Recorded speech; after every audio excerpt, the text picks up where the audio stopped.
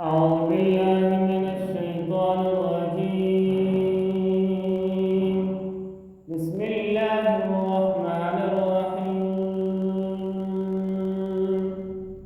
الطلاق مرتان فإمساك بمعروف أو تسريح بإحسان ولا يحل لكم أن تأخذوا مما آتيتموهن شيئا إلا أن يخافا ألا يقيما حدود الله، فإن خفتم ألا يقيما حدود الله فلا جناح عليهما فيما افتدت به، تلك حدود الله فلا تعتدوها، ومن يتعد حدود الله فأولئك هم الظالمون.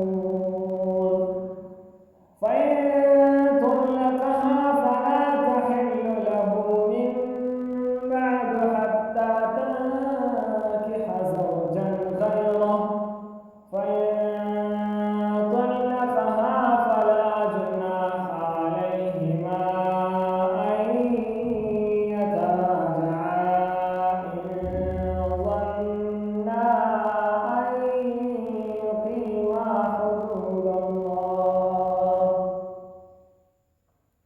وتلك حدود الله يبينها لقوم يعلمون.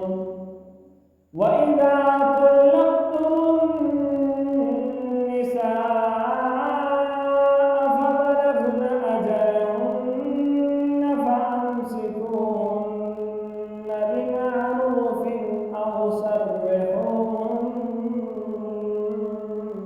بمعروف، ولا تمسكوهن ضرارا لتعتدوا، ومن يفعل ذلك فقد ظلم نفسه.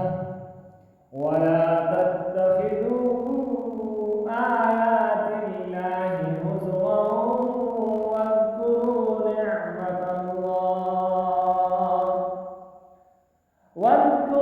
نعمة الله عليكم وما أنزل عليكم من الكتاب والحكمة يعظكم به،